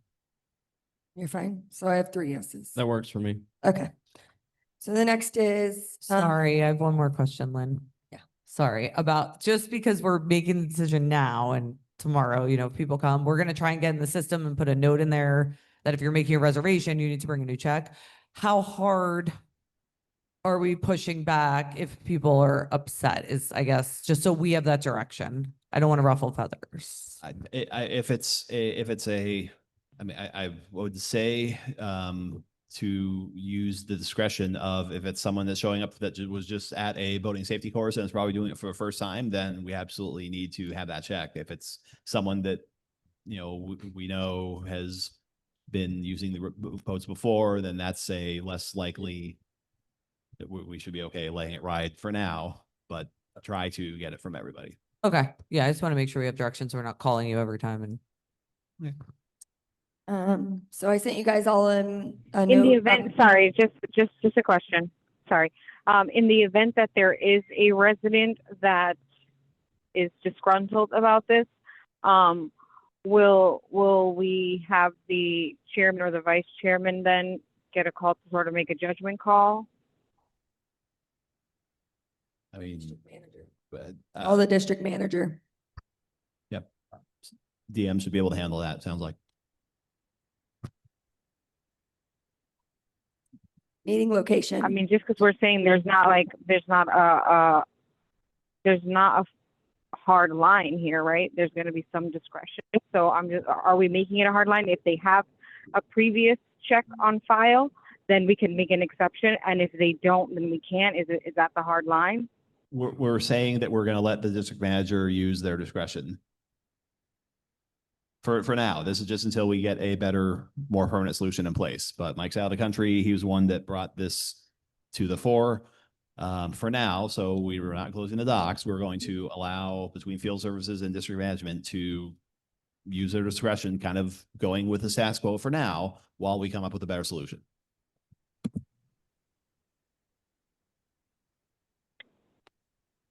And I would just also just kind of recommend, and the board can do what it wishes, just as I would just recommend that people be treated equally. Oh, yes.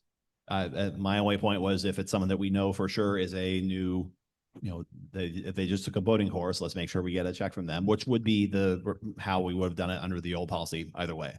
So I think we're okay. Gotcha. Okay.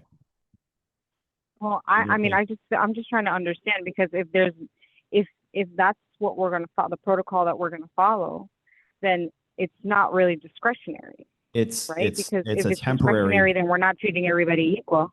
it's a temporary solution until we're able to get the more permanent, better solution in place with. No, I'm fine with that. I'm just trying to make sure that I understand what the protocol is. So that I'm not saying that it's not temporary. I get it. I'm just asking if that is what we're deciding right now, is that if there is a previous check on file and for whatever reason the resident can't get us a new check before the date of the reservation, then the district manager has the go-ahead to just override that for the time being.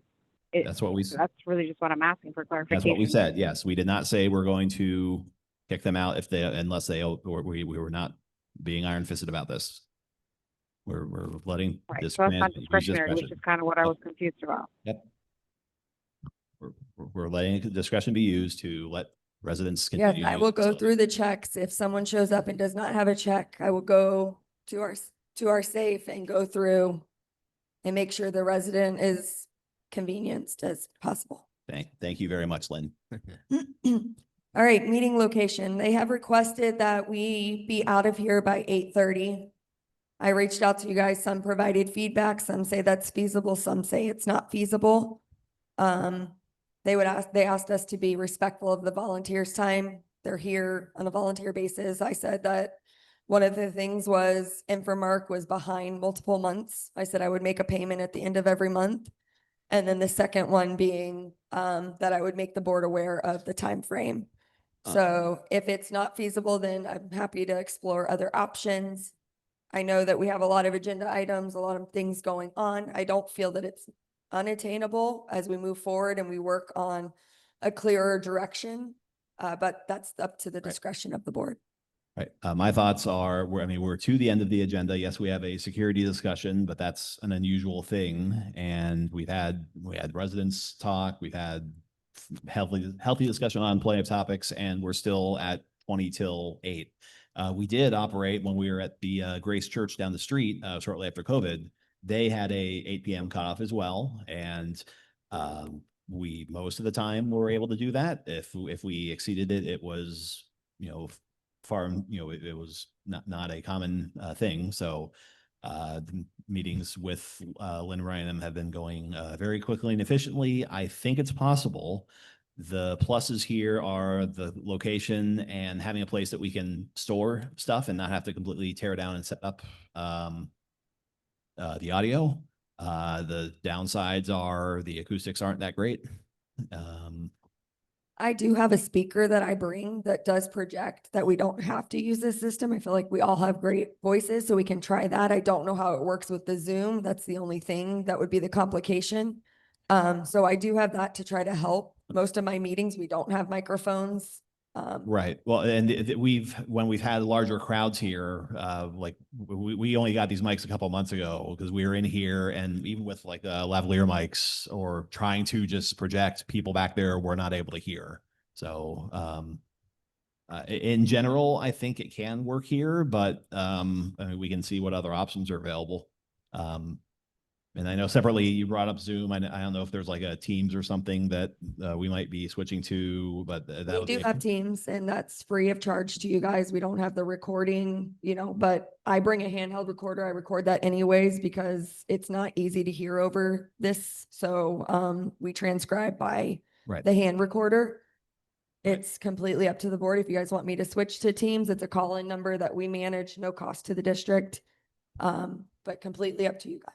Right. Well, it's more of just in this room here, there's the acoustics of, people being able to hear what we're talking about. Well, let's figure that out first. Like, are we okay with the 8 p.m.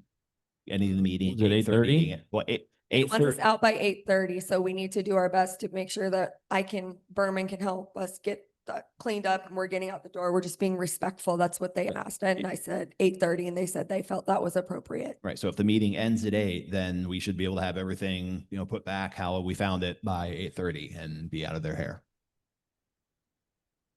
Our original agreement was till 9 o'clock, I believe. Did they give a reason as to why they changed that? I think the overage of time not paying, I said that they don't have to renew us to come back here. And that's what they said. They would honor it till the end of the year. But after the end of the year, so I stepped in after speaking with Dan saying, hey, if I settle up the bill every night, which I cleared up the last 3 months that were delinquent last time I was here and paid, and we were out by 8:30, he said he would honor that. That was the response I got from Yeah, this we person. were here until 11 once, after 10 a couple times. We have absolutely been stretching the grace of our hosts here. So Oh, we absolutely have. We absolutely have. I'm just wondering if we now have since we have a different management company now, and we're obviously moving things along and they're getting paid, would they consider, did we push back at all? Would they consider going back to our original agreed upon time of 9 p.m.? He said 8:30. I already reached out to them.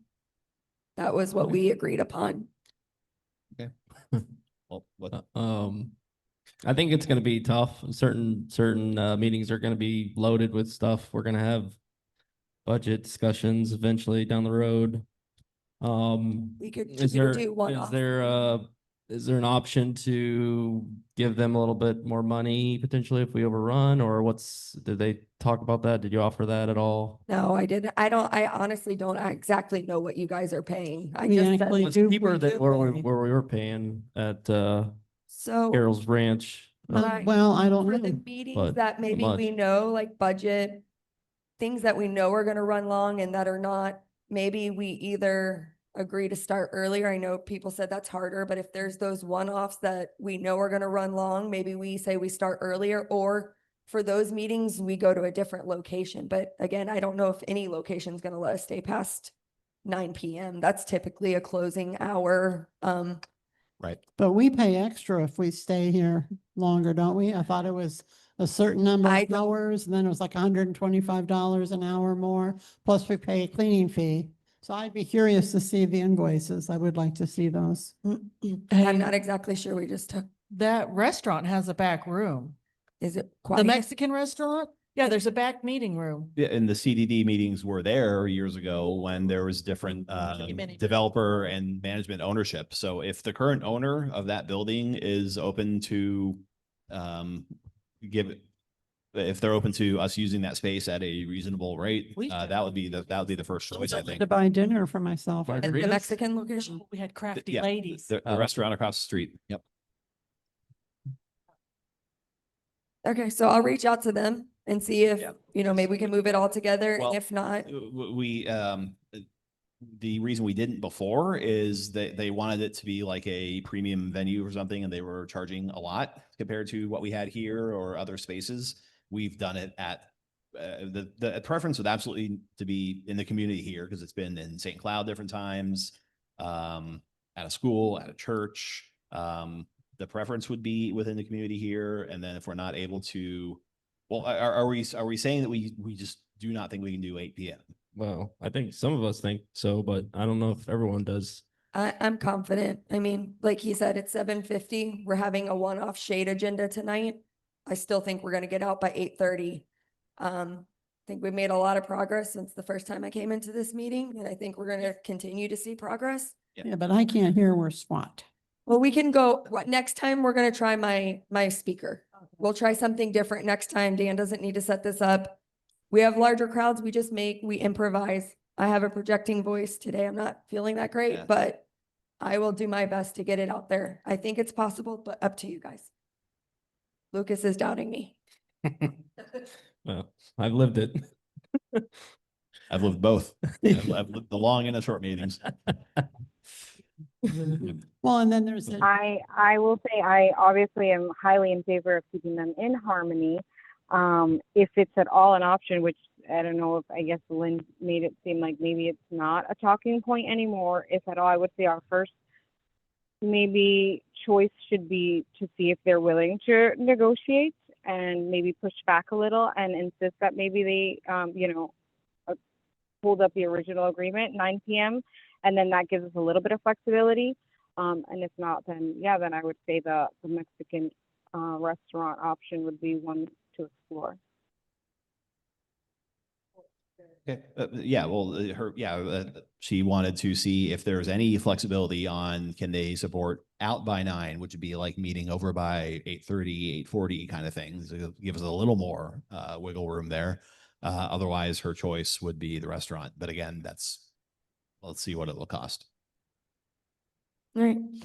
Next up is that we found the local records office. We're gonna use the maintenance facility here for now. That's if anybody needs it. We'll have it here on site. So I just wanted to update that. And then gave you guys an email. Kevin Shea sent you guys an email regarding Miss Jennifer Abramson acting as an independent, non-resident for-profit business and using her past position to act under the impression of authority. And would like to require Jennifer to pay all applicable fees to use the CD property, ensure she provides proof of insurance and maintains coverage with the HROA and CDD listed as additionally insured.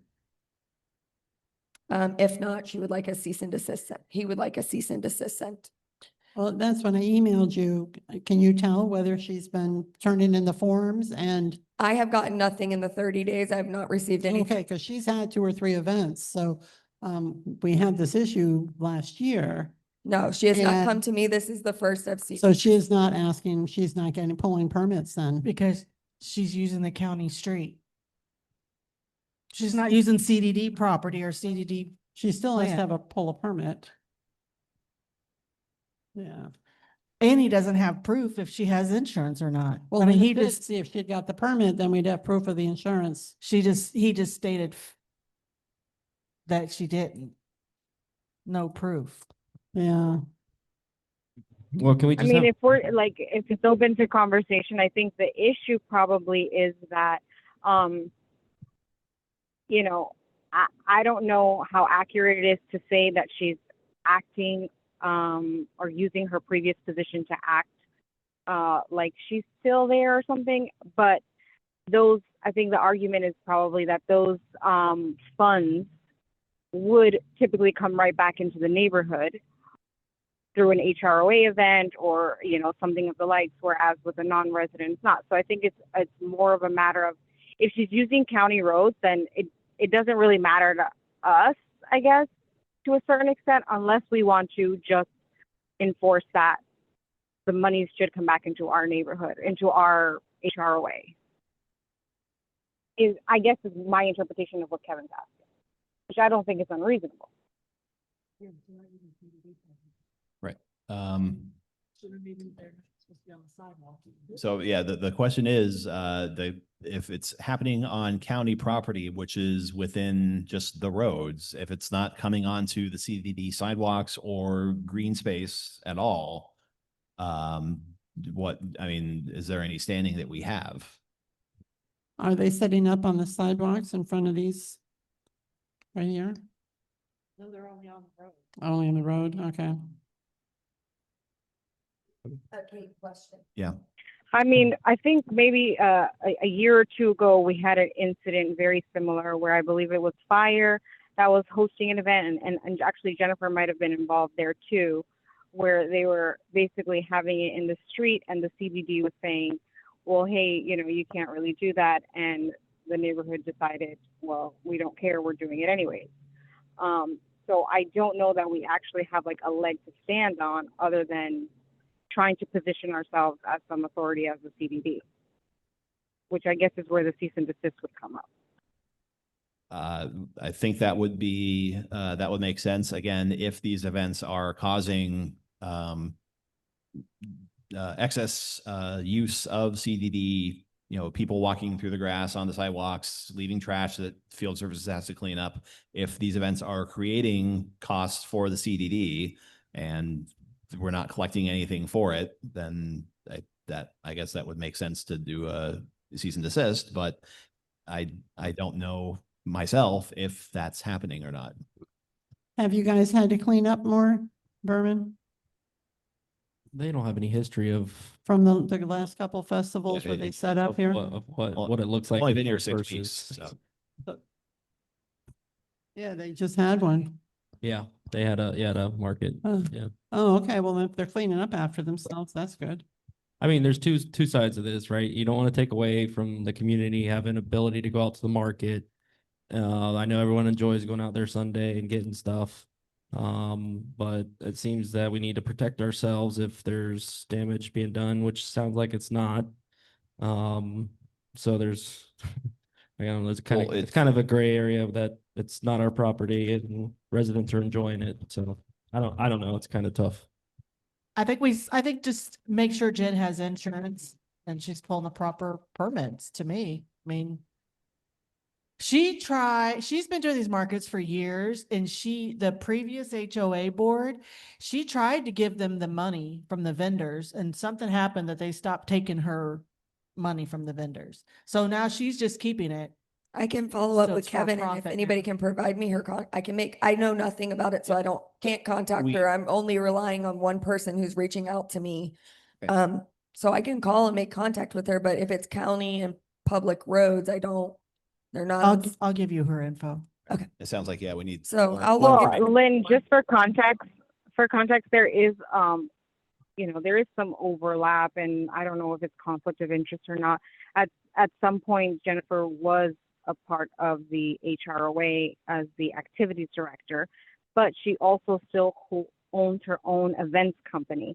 And so I guess the misleading part that Kevin was suggesting comes from a lot of residents probably don't even know that Jennifer is no longer associated with the HROA and not a Harmony resident. And so like the events that she's putting on are for profit for her company rather than HROA proceeds coming back to the neighborhood.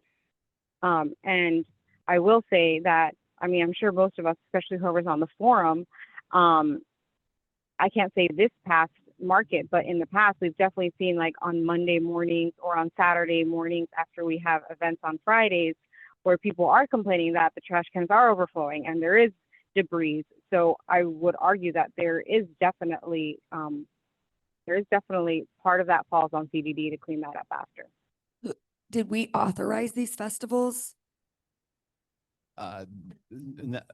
Well, had to get a some, permit. in the past, some of them, yes, but if, like this last weekend, I don't believe so. But again, if it's happening just on the county road and they're not on CDD property, then. They're blocking the road?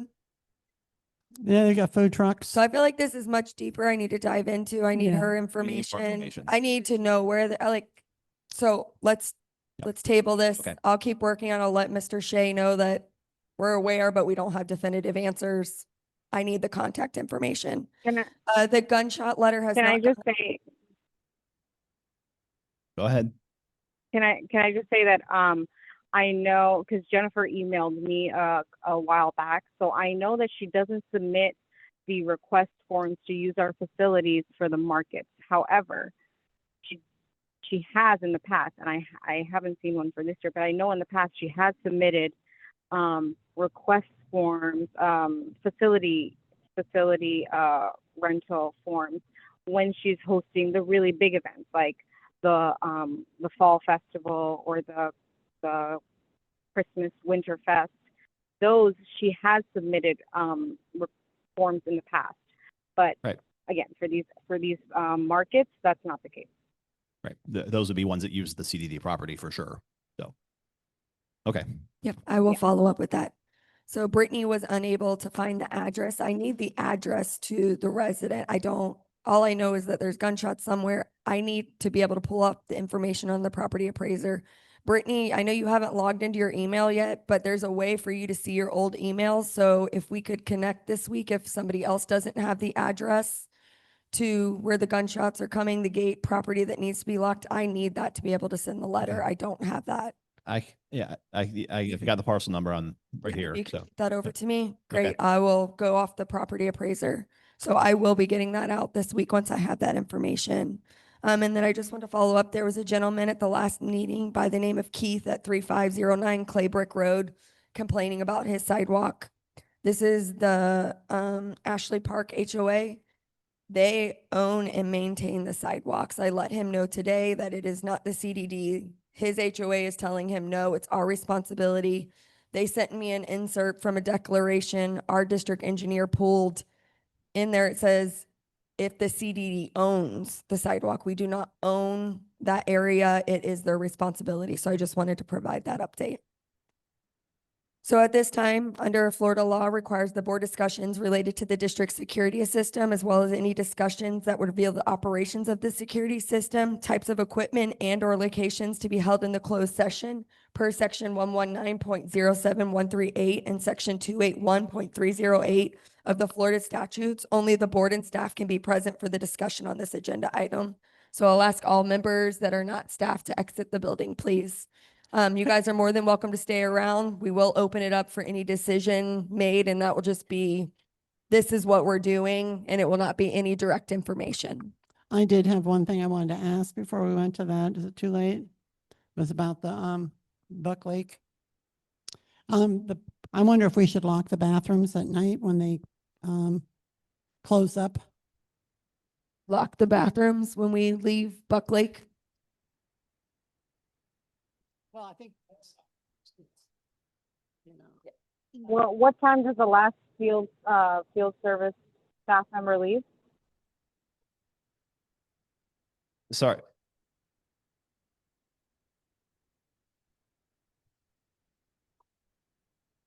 Okay, I know, yeah, go ahead. So I'll be cutting off the Zoom, Kate's calling in separately, and then Brittany, I don't know if you're able to call Lynn directly with that same number, or it could be conferenced in maybe. Try to fit them in. All right. Well, I'm cutting off the Zoom. Thanks, everybody. Yep. I didn't hear what Lynn said. She's shutting off the recording for the transcript. Okay. Right. So how should I get on? Should I stay here? I didn't hear the instructions. No, I have to cut off the Zoom. If you have Lynn's cell phone, she should be able to conference you in that way, hopefully. Okay. So I guess is the instruction for me to call Lynn, or is Lynn calling me? Try call Lynn.